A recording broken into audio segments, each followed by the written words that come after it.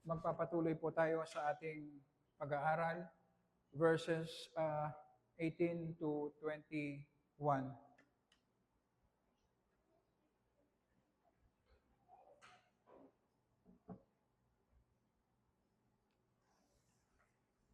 Basahin po natin, verse 18, "Huwag kayong magpakalasing sa alak na ito ay labis na kahalayan, kundi mapuno kayo ng Espiritu. Kayo'y magsalita sa isa't isa sa mga awit at mga himno at mga awiting spiritual na sa inyong mga puso ay nag-aawitan at gumagawa ng himig sa Panginoon." 20, "Laging nagpapasalamat sa lahat ng mga bagay sa pangalan ng ating Panginoong Jesucristo sa Diyos na ating Ama." 21, "Pasakop kayo sa isa't isa dahil sa takot kay Kristo." Tayo po ay manalangin. Humihingi po kami, Panginoon, ng liwanag. Gusto po naming pag-aralan ang iyong mga salita na nababago, Panginoon, ang aming mga buhay. Tulungan mo po kami na ipaunawa at iparanas sa amin ang iyong mga salita na aming pag-aaralan, na tanging ang iyong Holy Spirit lamang ang makakagawa nito, Panginoon, para sa glory lamang ng iyong pangalan. Amen.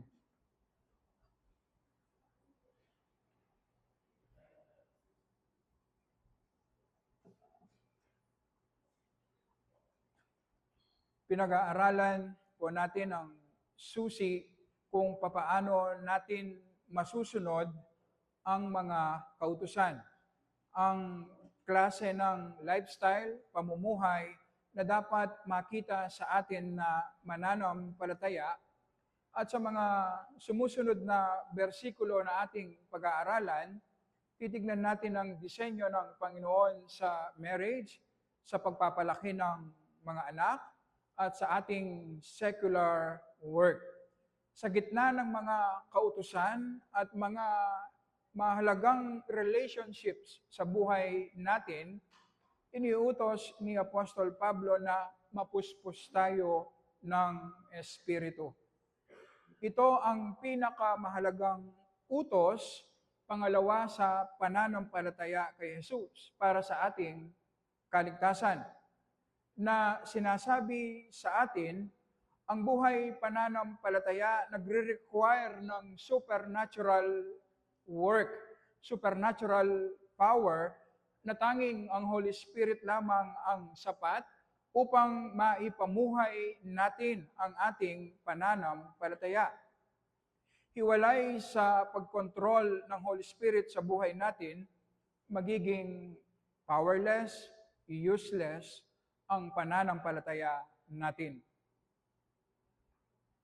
Sa utos na mapuspos tayo ng Espiritu, primarily ang Holy Spirit ang gumagawa nito sa atin. Ang part lang natin ay ang isubmit natin ang buhay natin sa Holy Spirit sa pamamagitan ng ating regular daily devotion sa Word, regular na fellowship sa Panginoon, sa panalangin, araw-araw na pagtalikod sa kasalanan, araw-araw na pagsisikap na sundin ang mga kautusan ng Diyos. Tama po, ang pagsunod sa kautusan ay nagbibigay ng pagpapala sa atin. Sa ating overreaction sa legalism o salvation by works, hindi na natin binibigyan ng importansya ang pagsunod sa mga kautusan.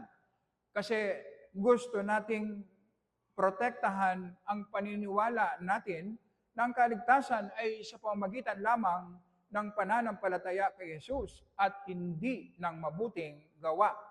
Mali po ang ganitong klaseng overreaction. Ang malaking pagkakaiba ng pagsunod ng isang Kristiyano sa napuspos ng Holy Spirit sa pagsunod ng isang Pariseo ay ang motibo. Ang isang Pariseo sumusunod para makuha niya ang gusto niya sa Panginoon. Blessings, favor, acceptance o kaligtasan. Sumusunod ang isang Pariseo para sa kanyang sarili. Ang isang Kristiyano na puspos ng Holy Spirit, sumusunod siya para makuha niya ang Panginoon mismo, para maranasan niya ang Panginoon mismo. Ang isang Pariseo sumusunod para magkaroon siya ng kontrol sa Diyos. Gusto niyang makontrol ang Diyos. Ang isang Kristiyano na puspos ng Holy Spirit, sumusunod bilang pagpapasakop niya ng kanyang buhay sa Diyos. Makikita natin na sa isang puspos ng Holy Spirit, mas mahigpit, mas masigasig siya sa pagsunod sa mga kautusan kaysa sa isang legalist, kaysa sa isang Pariseo. Dahil ayaw niyang ma-offend o mag-grieve ang Holy Spirit na nagbibigay ng comfort at kaaliwan sa kanyang puso. Ayaw niyang ma-offend ang Panginoong Yesus na namatay sa krus para sa kanyang kaligtasan. Ayaw niyang ma-offend ang Diyos Ama na nagpadala ng kanyang anak para sa ating kaligtasan. God-centered ang motive ng isang Kristiyano na puspos ng Holy Spirit. Ang pagsunod ng isang Kristiyano na puspos ng Holy Spirit ay lubhang mahalaga na parang nakadepende dito ang ating buhay.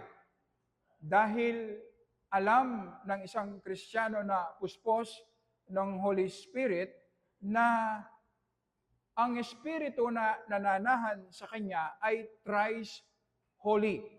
Banal ang Holy Spirit na isang kasalanan lamang na pinabayaan, tinolerate, kinupkop, ay kayang pabagsakin ang kanyang pananampalataya dahil nag-grieve ang Holy Spirit.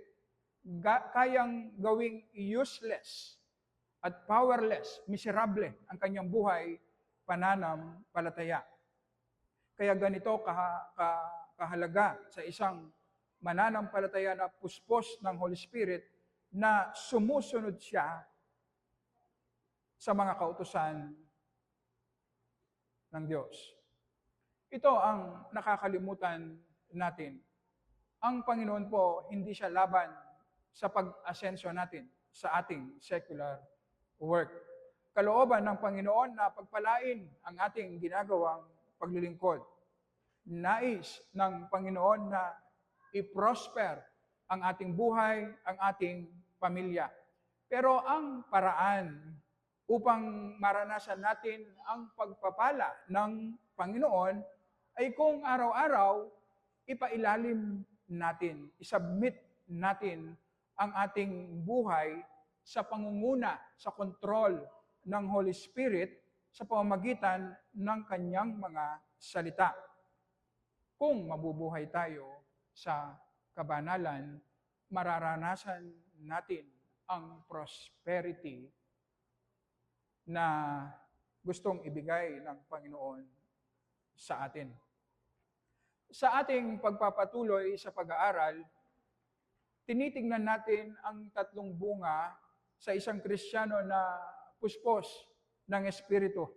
Napag-aralan natin last Sunday, ang una, ang verse 19, mag-awitan kayo ng mga salmo, mga himno, at mga awiting espiritual. Buong puso kayong umawit at magpuri sa Panginoon.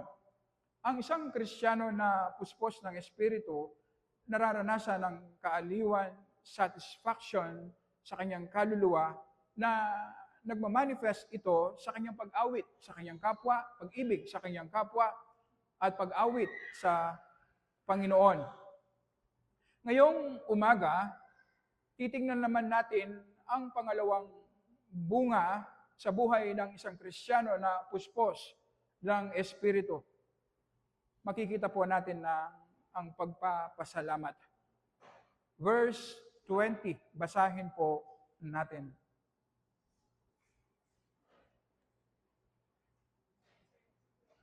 Lagi kayong magpasalamat sa Diyos na ating Ama dahil sa lahat ng bagay sa pangalan ng ating Panginoong Hesus Kristo. Si Jerry Bridges ang nagsabi, may mga Christian characters na reflection ng mga katangian ng Diyos, kamukha ng pag-ibig, kamukha ng kabanalan at katapatan. Ang mga ito ay reflection ng karakter ng Diyos sa ating mga buhay. May ibang mga Christian graces naman na godly traits kasi kinikilala at itinataas ang karakter ng Diyos. Kasama dyan ang humility na kinikilala ang majesty ng Diyos. Ang contentment na kinikilala ang grace ng Panginoon. Ang thankfulness na kinikilala naman ang goodness ng Panginoon sa ating mga buhay. Ang pagpapasalamat sa Diyos ay pagkilala sa kabutihan at katapatan ng Panginoon sa buhay nating mga mananampalataya. Hindi lamang ito simpleng pagsabi ng thank you na normal na lumalabas sa bibig kahit na ng mga hindi mananampalataya.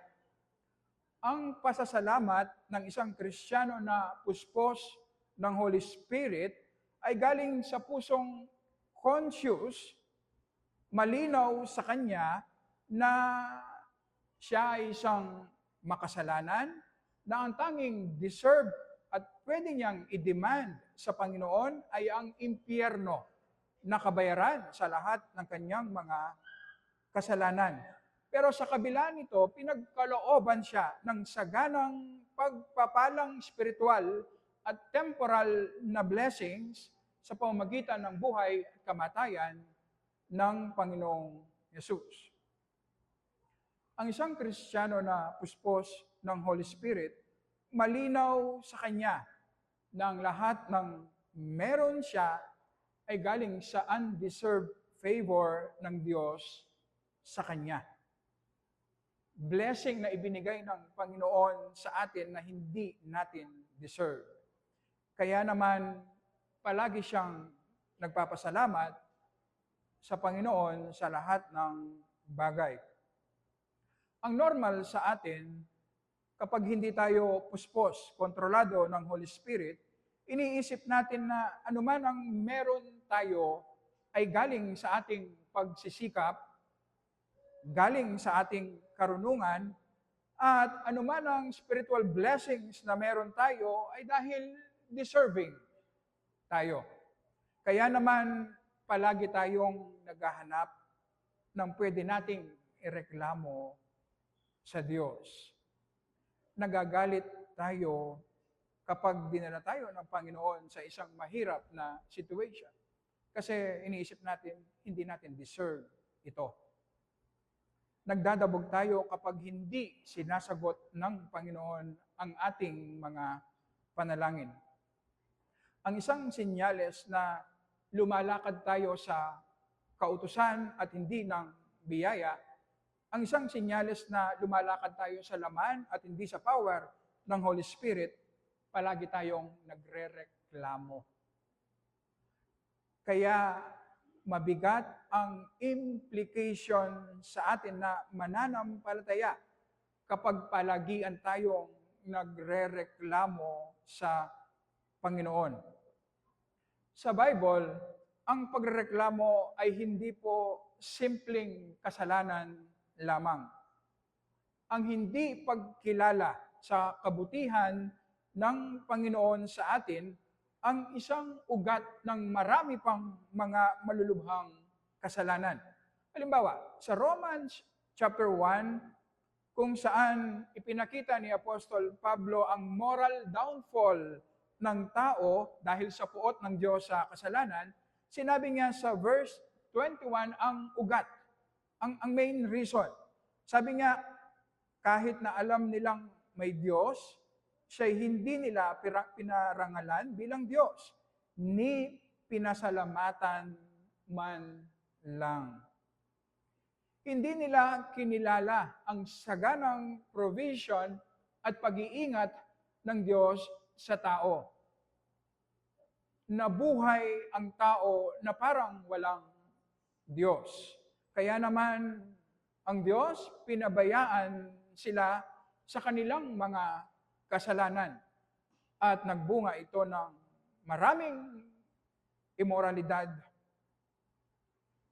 Nagbunga ng saganang immoralidad sa buhay ng tao dahil hindi nila kinilala ang kabutihan ng Diyos. Sa kabilang banda naman, ang pagpapasalamat sa Diyos, nagbibigay ito ng solusyon sa marami nating problema. Hindi lang natin napapansin. Kapag nagpapasalamat tayo palagi sa Panginoon, nabibigyan ng solusyon ang weakness ng ating pananampalataya. Pansinin po natin, kapag inaalala natin ang mga nakaraang pag-iingat, nakaraang provision ng Panginoon sa atin, may encourage tayo na magtiwala sa Panginoon sa kasalukuyan. So, na-strengthen ang ating pananampalataya. Kapag nagpapasalamat tayo, nagiging kontento tayo sa kung ano ang meron tayo sa buhay. At kapag kontento tayo sa kung ano ang meron at ibinigay ng Panginoon sa atin, mas lalo tayong magpapasalamat sa Panginoon. Kaya naman may nagsabi na ang contentment at pagpapasalamat, nagtutulungan ang dalawang ito. Ang pagiging thankful natin, dahil nararanasan natin ang wisdom, ang power at biyaya ng Panginoon sa atin, pinapatay nito ang pagkabalisa sa atin, ang pangamba, ang takot. Kapag thankful tayo sa pagpapatawad ng Panginoon sa marami nating kasalanan, pinapatay nito ang galit sa ating puso, ang resentment, ang pride, na nagiging dahilan kaya nahirapan tayong magpatawad. Ang mabilis na sinasabi sa atin, hindi lamang kailangan nating magpasalamat sa Panginoon bilang pagkilala sa Kanyang kabutihan at katapatan sa ating buhay, kundi kailangan din nating gawin ito bilang solusyon sa marami nating problema para sa ating ikabubuti. Ang pagpapasalamat sa Diyos ay para sa Kanyang glory. At anuman ang nagbibigay ng glory sa Panginoon ay nagiging pakinabang sa ating buhay, pananampalataya. Tignan natin sa ating text kung ano ang itsura o kung paano natin gagawin ang pagpapasalamat sa Panginoon. Sagutin natin ang unang tanong, kailan ba tayo nagpapasalamat sa Diyos? Sinasabi ng ating text, lagi, palagi. Lagi kayong magpasalamat sa Diyos na ating Ama.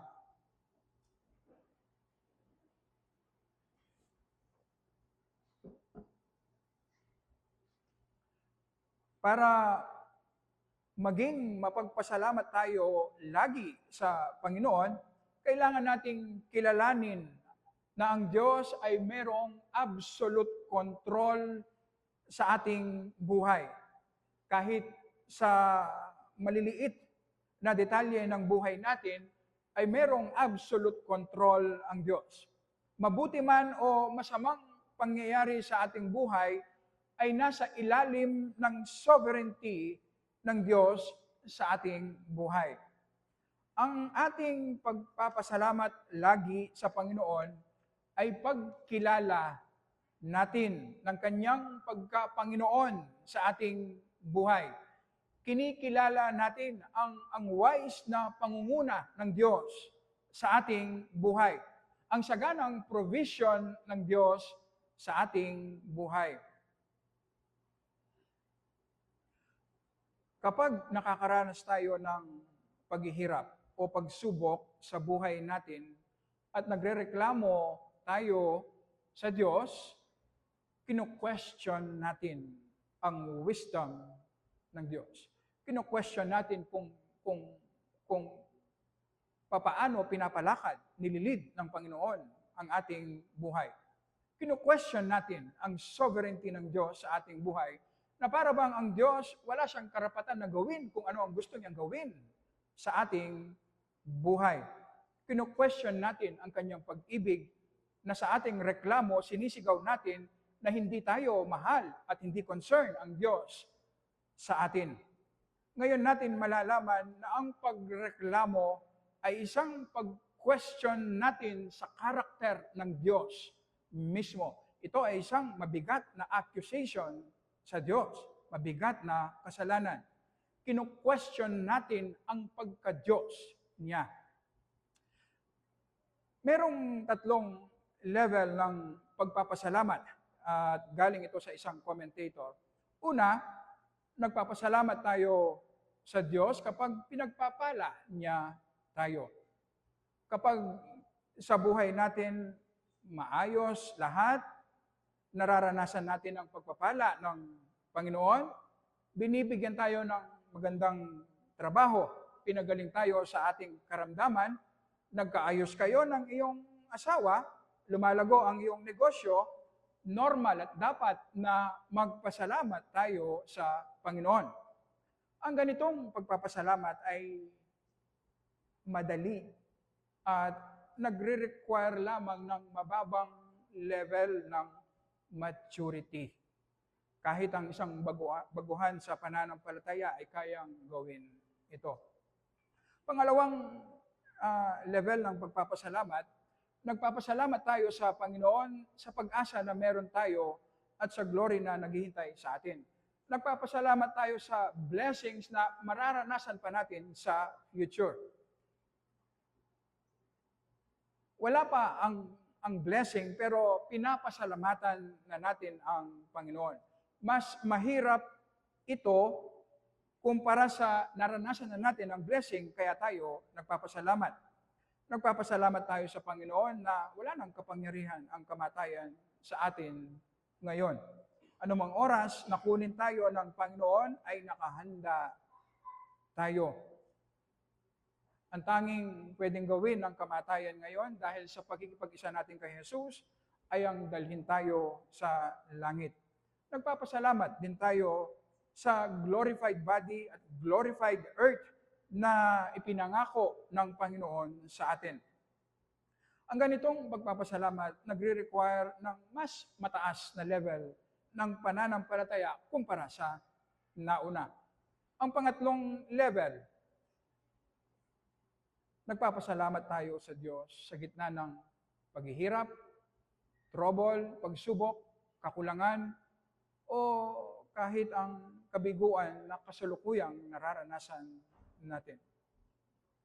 Si Apostol Pablo na siyang nagsasabi sa atin na palagi tayong magpasalamat ay nakakulong nung isinulat niya ang Efeso, na sa kanyang ibang sulat na sabay niyang isinulat sa Philippians, nagpapasalamat siya sa Panginoon sa katapatan ng mga Philippians at sa trabaho na ginagawa ng Holy Spirit sa buhay ng mga Kristiyano sa Filipos.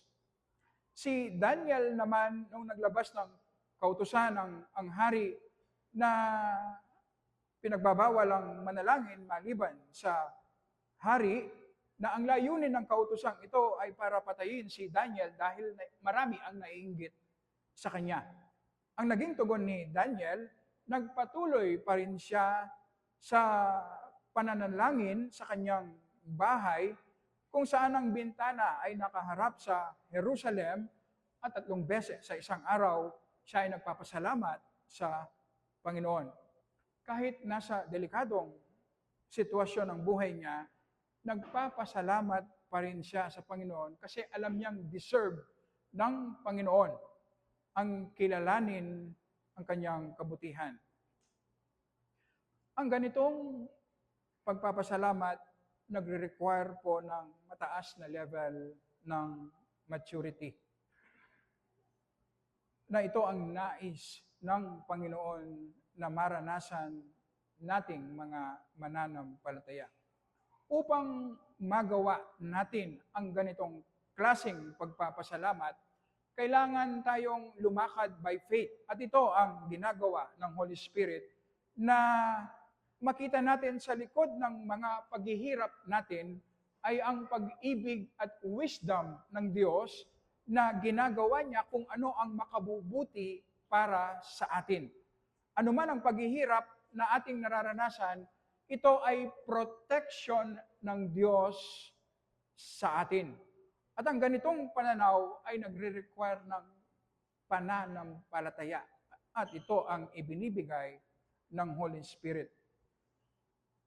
Kung nagpapasalamat lamang tayo sa mga mabubuting bagay, sa mga blessings na ibinibigay ng Panginoon sa atin, nasa pinakamababang level tayo ng maturity. Kung nagpapasalamat tayo sa mga future blessings naman na naghihintay sa atin sa glory, mas mataas ang spirituality natin kumpara sa una. Pero kung nagpapasalamat din tayo kahit sa gitna ng pagsubok at paghihirap, nasa pinakamataas na level ng pagpapasalamat ang nararanasan natin. Pangalawang tanong na gusto nating sagutin, ano ang dapat nating ipagpasalamat? Ang sabi ng ating text, sa lahat ng bagay. Lagi kayong magpasalamat sa Diyos na ating Ama sa lahat ng bagay.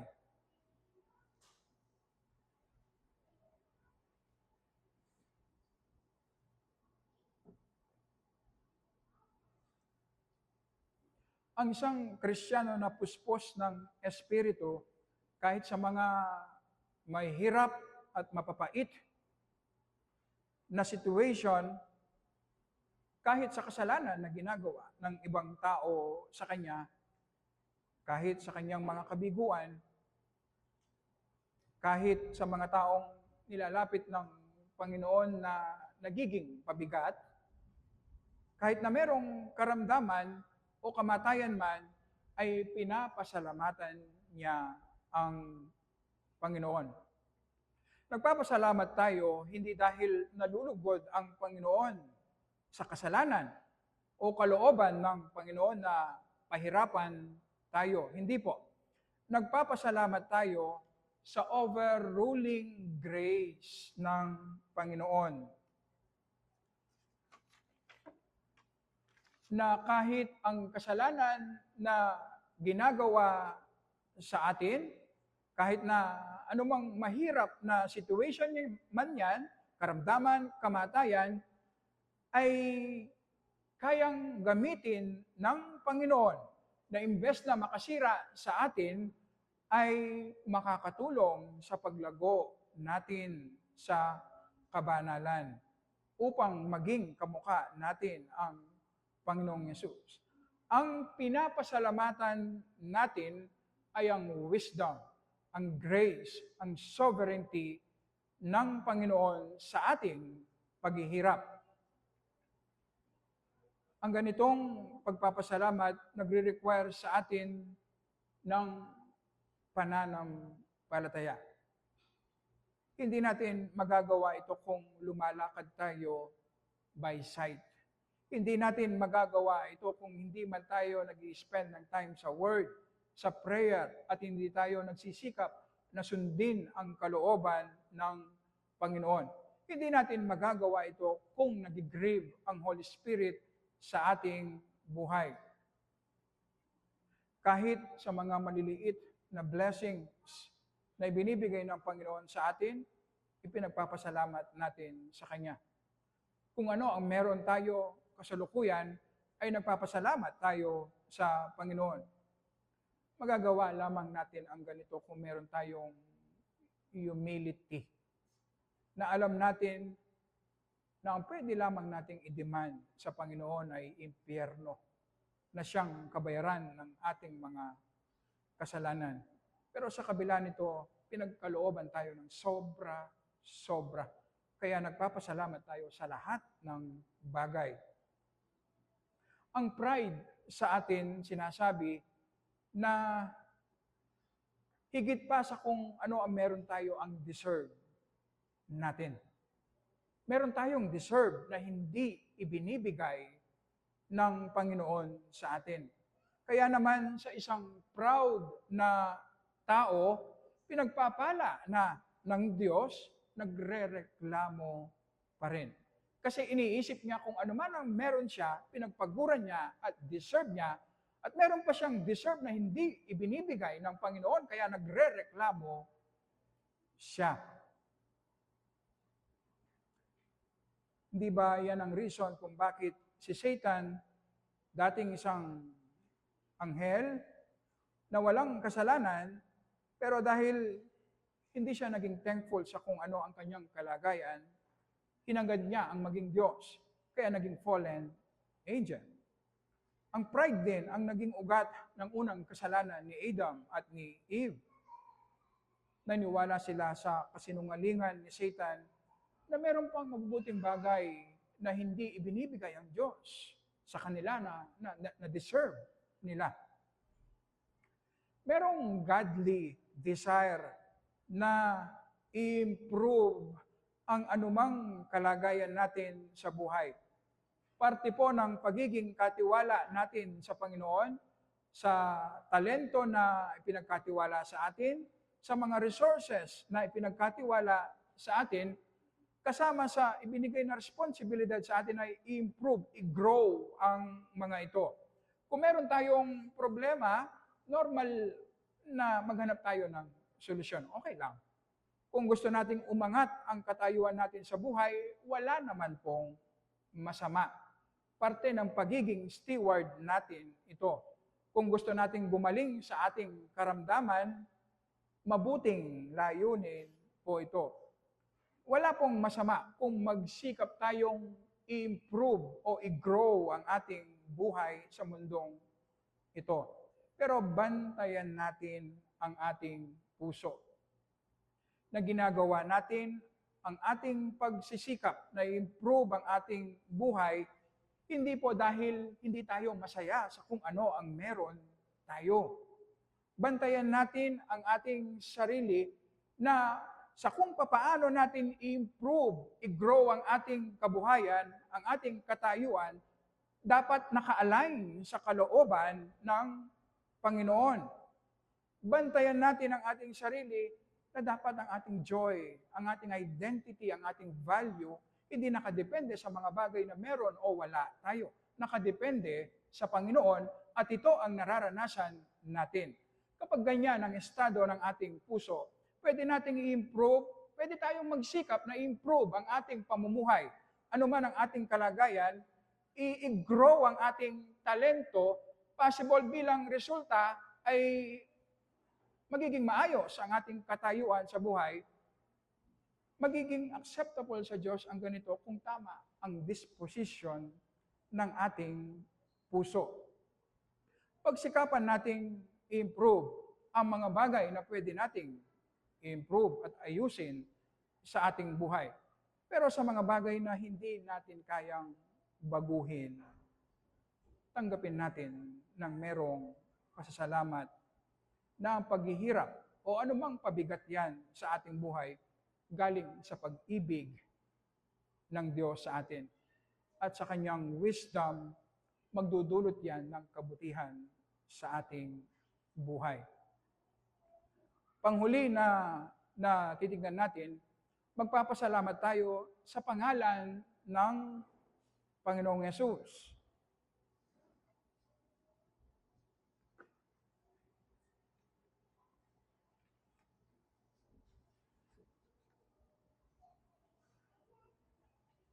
Magagawa lang nating magpasalamat sa lahat ng bagay palagi dahil sa ginawa ng Panginoong Yesus para sa ating kaligtasan.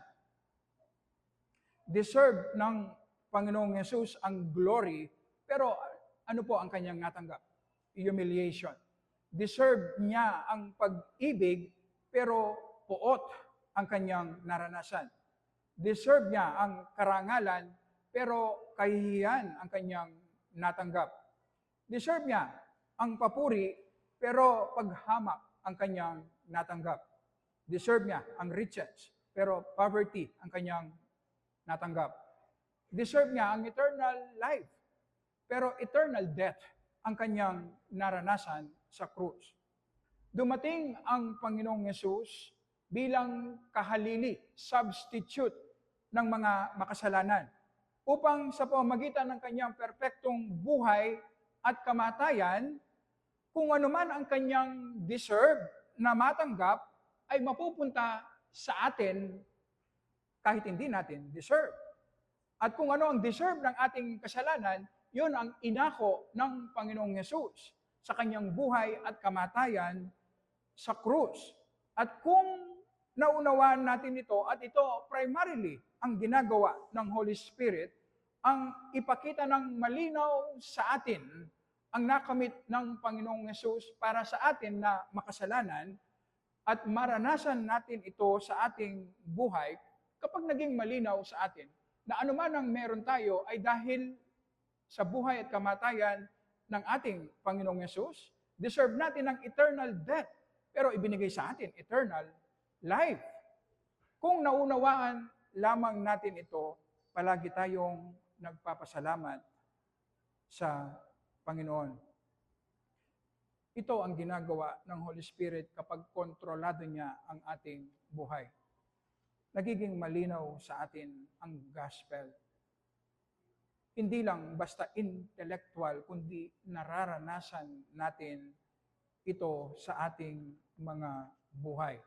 At ito ang magtutulak sa atin na palaging magpasalamat sa Diyos sa lahat ng bagay, sa ating Diyos Ama na nasa langit, sa pamamagitan ng ating Panginoong Yesus. Ito ang pangalawang bunga sa isang Kristiyano na puspos ng banal na Espiritu. Kung ikaw ay hindi pa nanampalataya kay Jesus para sa iyong kaligtasan, walang assurance na ibinibigay ang Biblia na anumang bagay, mabuti man o masama, ay gumagawa para sa iyong ikabubuti. Actually, warning ang ibinibigay ng Panginoon na ang lahat ng paghihirap mo sa mundong ito ay patikim lamang ng impyerno na mararanasan mo bilang kabayaran ng iyong mga kasalanan. Pero hindi mo kailangan mapunta sa impyerno. Sa pag-ibig ng Diyos, ipinadala niya ang kanyang kaisa-isang anak, ang Panginoong Yesus. Hindi natin kayang sundin ng perpekto ang mga kautusan. Ang Panginoong Yesus ang sumunod ng perpekto sa mga kautusan. Hindi natin kayang bayaran ang ating mga kasalanan na hindi tayo napupunta sa impyerno. Ang Panginoong Yesus ang umako ng impyerno sa krus nung siya ay namatay. Upang ang sino mang manampalataya, magdepende lamang kay Jesus para sa kanyang kaligtasan. Sinasabi ng Bible, ibibigay ng Diyos kung ano ang hindi mo deserve, eternal life. Kaya ang panawagan ng Panginoon ay manampalataya ka kay Jesus para sa iyong kaligtasan.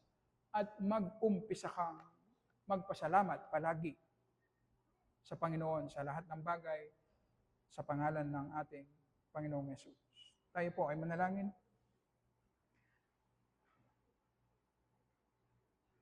Humihingi kami ng patawad, Panginoon,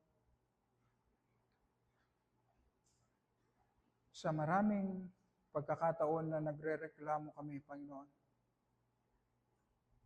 Pino-question namin ng iyong wisdom, ang iyong pag-ibig, ang iyong sovereignty. Dahil ang main concern namin ay ang aming comfort at hindi ang aming kabanalan. Dahil lumalakad kami by sight at hindi by faith. Kaya naman, Panginoon, dalangin namin sa iyong biyaya. Ang Holy Spirit ang magkontrol sa iglesyang ito, Panginoon, sa buhay ng bawat isa sa amin. tulungan mo kaming maging malinaw sa amin araw-araw na ang tanging deserve namin ay impyerno. Ito ang pwede naming i-demand sa iyo, Panginoon. Pero sa kabila nito, Panginoon, bakit mo kami pinagpapala ng sobra-sobra? Ang deserve namin na eternal death, binigyan mo kami ng eternal life, Panginoon. Ito ay dahil inako ng aming Panginoong Yesus ang eternal death na aming deserve. At ibinigay mo sa amin ang deserve ng aming Panginoong Yesus, eternal life. Kung maunawaan lamang namin ito, Panginoon, palagi kami nagpapasalamat. Palagi kami nagpupuri, Panginoon, sa iyong pag-ibig, sa iyong mercy, sa iyong biyaya sa amin. Maging gracious ka, Panginoon. Nagamitin mo po ang church na ito para i-display mo ang iyong glory, Panginoon. Ang Holy Spirit ang manguna sa amin, mag-control sa aming mga buhay para sa glory lamang ng iyong pangalan. Amen. Amen.